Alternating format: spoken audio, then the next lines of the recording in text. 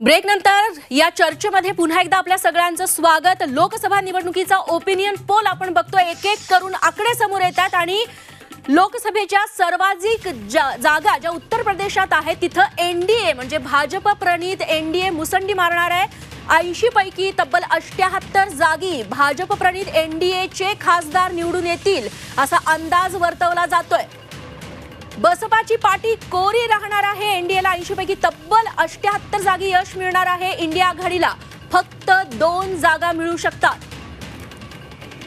हाच मुद्दा घेऊन मला सुरुवातीला संजय आवटे यांच्याकडे जायचं आहे। आवटे सर, उत्तर प्रदेश सर्वात जास्त लोकसभेच्या जागा ज्या राज्यात येतात त्या राज्यामध्ये सर्वाधिक मोठं घवघवीत यश जे 2019 मध्ये बघायला मिळालं होतं तसंच यश आता जर ओपिनियन पोल मध्ये बघायला मिळत असेल तर याला काय म्हणावं? रेश्मा आणि हिमाली, एक साधी गोष्ट अशी की उत्तर प्रदेश हे फार महत्त्वाचं राज्य आहे आणि जिथे 80 जागा आहेत त्यामुळे ते राज्य अर्थातच महत्त्वाचं आहे आणि शांतपणे भाजपने उत्तर प्रदेश हे आता बऱ्यापैकी आपल्या हातात घेतलेलं आहे, याच्यामध्ये काही शंका नाही। त्यासाठी त्यांनी जी व्यूहरचना केली ती व्यूहरचना फार महत्त्वाची होती। उत्तर प्रदेशमध्ये प्रामुख्याने जातीय समीकरणं फार महत्त्वाची होती आणि प्रामुख्याने जेव्हा मंडल राजकारण सुरू झालं त्या मंडल राजकारणानंतर सगळी स्पेस ही बऱ्यापैकी जातीय राजकारणाची स्पेस होती।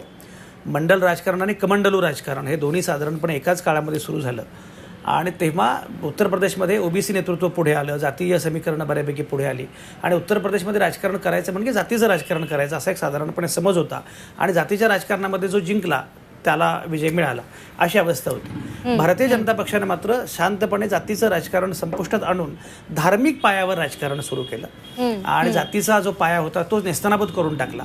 म्हणजे मला कायम अशी गंमत वाटत आलेली आहे की एकाच कालावधीमध्ये मंडल राजकारण आणि कमंडलू राजकारण सुरू झालं, पण मंडल राजकारण आणि मंडल राजकारणाचा लाभार्थी सुरुवातीला वेगळा वाटला। म्हणजे व्ही.पी. सिंग हे तेव्हा त्या मंडल राजकारणाचे मसीहा वगैरे मानले जात होते आणि कमंडलू राजकारणाचे सगळे भारतीय जनता पक्ष होता, पण आज मात्र मंडल राजकारण आणि कमंडलू राजकारण या दोन्हीचाही लाभार्थी हा एका अर्थानं भाजप झालेला आहे। भाजपनं सगळा जातीय ताण संपून टाकला आणि जेव्हा जातीय ताण संपतो तेव्हा तोडगा धर्मावर निघतो। अशा प्रकारची एक व्यूहरचना आखत उत्तर प्रदेशच्या राजकारणाचं पूर्ण प्रारूपच भारतीय जनता पक्षानं आमूलाग्र बदलून टाकलं आणि त्यामुळे आज अशी अवस्था आहे की उत्तर प्रदेशमध्ये धार्मिक राजकारण, सांस्कृतिक राष्ट्रवाद हे मुद्दे इतके प्रभावी आहेत।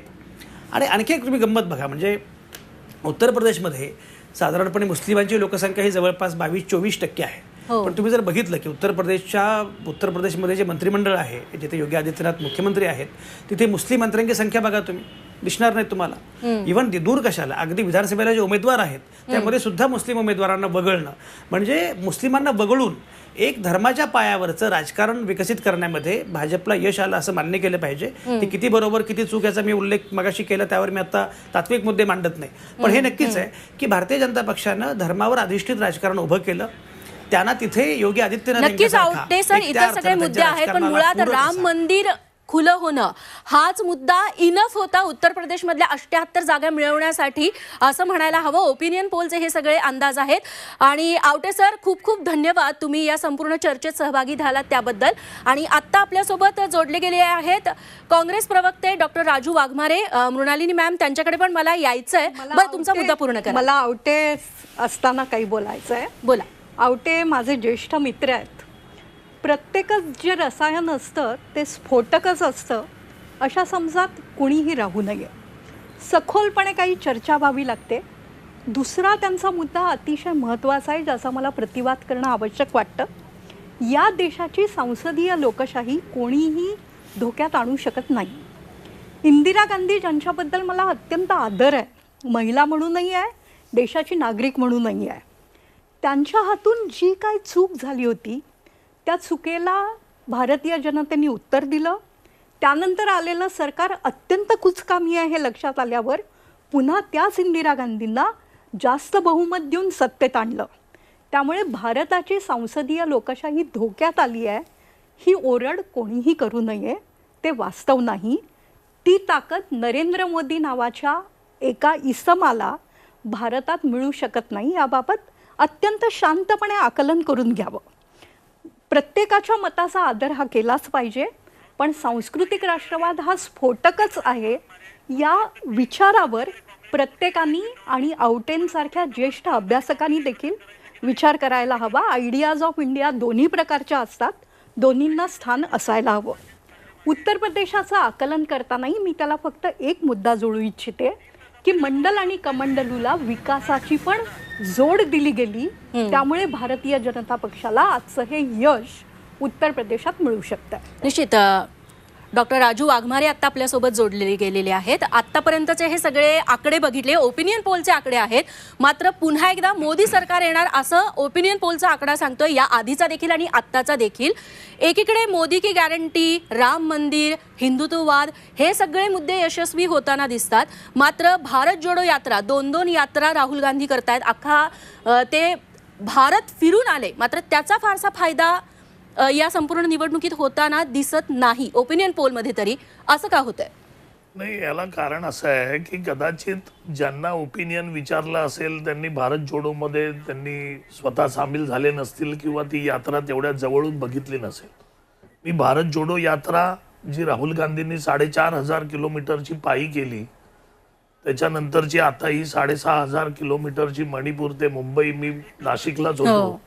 लोकांचा इतका उत्स्फूर्त प्रतिसाद आहे की तुम्ही काँग्रेसवाल्यांनी जा नाहीतर जाऊ नका, पण आम्ही राहुलजींच्या या कार्यामध्ये त्यांच्यामध्ये सहभागी होणार, आम्ही पुढे जाणार, आम्ही त्यांना भेटणार. आणि या यात्रेचा जो इफेक्ट जो आहे तो माझी तुम्हाला गॅरंटी आहे की हा इफेक्ट जो आहे हा तुम्हाला निवडणुकीत नक्कीच बघायला मिळेल. कारण त्या पद्धतीचं वातावरण आणि त्या पद्धतीच्या रिॲक्शन अगदी महिलांपासून, तरुणांपासून, ज्येष्ठांपासून सगळ्यांच्या आहेत. त्याच्यामुळे भारत जोडो यात्रा आणि भारत जोडो न्याय यात्रा ज्याचं उद्या सांगता समारंभ आहे चैत्यभूमीवर, राहुलजी स्वतः चैत्यभूमीवर जाऊन त्याचा सांगता समारंभ करणार आहेत. तर त्या यात्रेचा खूपच फायदा या येणाऱ्या निवडणुकीत संपूर्ण देशामध्ये आपल्याला बघायला मिळेल, याच्यात अजिबात दुमत नाही. प्रश्न दुसरा की ज्या पद्धतीचं आता ओपिनियन पोल तुम्ही म्हणताय, पण मला अशी आमची ठाम खात्री आहे आणि अंडर करंट इतका भरपूर आहे की तुम्ही रस्त्यावरच्या सगळ्या लोकांना विचारा. मी सगळ्याकडे फिरतोय, महाराष्ट्र फिरलोय, आता राजस्थानमध्ये होतो, बाकीच्या ठिकाणी होतो. पब्लिक ओपिनियन आता सध्याचं जे आहे ते मोदी सरकारच्या विरोधात आहे. त्याचं कारण अगदी स्पष्ट आहे की लोकांच्या नोकऱ्या गेलेल्या आहेत, लोकांकडे बचत होत नाही आहे, महागाईनी लोक त्रस्त झालेली आहेत, औषधाच्या किमती तुम्हाला त्याच्यावरचे उपाय करायचे, या सगळ्या गोष्टींनी लोक त्रासलेले आहेत. आणि ज्यावेळी एखादा सामान्य माणूस त्रासतो त्यावेळी तो जास्त काही बोलत नाही. पण मग वाघमारे सर, काँग्रेसचा म्हणजे अंतर्गत सर्वे काय सांगतो, किती म्हणजे महाविकास आघाडीला जागा मिळू शकतात? कारण का आता ओपिनियन पोल असं सांगतो की 43 जागा, 48 पैकी 43 जागा भाजप प्रणित महायुतीला मिळणार आहेत, 45 जागा. आम्ही जवळजवळ 32 ते 35 जागांपर्यंत महाविकास आघाडी महाराष्ट्रात अगदी डोळे झाकून जाते असं आमचा इंटरनल ओपिनियन पोल सांगतोय. म्हणजे ऑब्जेक्टिव्हली आम्ही काय मी टीव्हीवर बसलोय म्हणजे अशोक चव्हाण किंवा इतर जी नेते मंडळी भाजपत गेली त्याचा फारसा परिणाम होणार. त्याच्यामुळे ज्या जागा आम्ही त्याच्या अगोदर म्हणत होतो की 38, 39 पर्यंत आम्ही जाऊ किंवा 40 पर्यंत जाऊ, हा जो बदल झालाय त्याच्यानंतर या 2-3 जागा कमी करून आम्ही 34-35 पर्यंत, 36 पर्यंत, या 34 ते 36च्या आकड्यामध्ये आम्ही नक्की जातोय.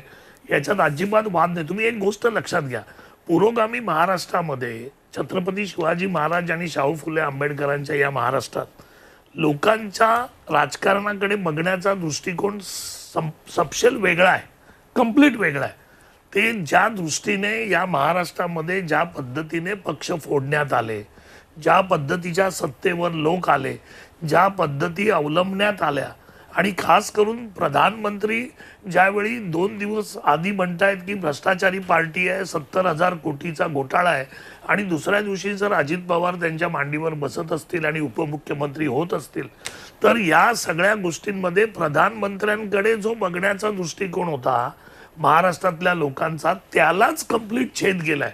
म्हणजे शिंदे ज्यावेळी फोडले त्यावेळी ठीक होतं, एखादं गोष्ट पार्टी फुटते, तेव्हा मोदींविरोधात लाट आहे असं तुम्हाला एकंदर म्हणायचं. तो जो एनसीपीचा जो प्रकार या महाराष्ट्रामध्ये घडला त्याच्यामुळे मोदींबद्दलची प्रतिमा जी आहे, कारण त्यांच्या तोंडातून ती वाक्य आलेली आहेत आणि त्यांनी ती वाक्य स्वीकारलेली आहेत, म्हणजे कुठेतरी मोदीजी याच्यात सामील होत आहेत का, अशा पद्धतीच्या ज्या गोष्टी आहेत, त्याच्यामुळे हा जो फटका आहे हा तो महाराष्ट्रात खरंच 1 भाजपला लाख टक्के बसणार. बसतोय का तो आपण नक्की बघूया. याच विषयावरती पुढे देखील आपल्याला चर्चा करायची आहे. ज्येष्ठ विश्लेषक श्रीमंत माने सर देखील आपल्यासोबत जोडले गेलेले आहेत. ब्रेक नंतर इतर मुद्दे घेऊन त्यांच्यापर्यंत देखील आपल्याला जायचं आहे. लगेचच परत येतोय. बघत रहा झी 24 तास.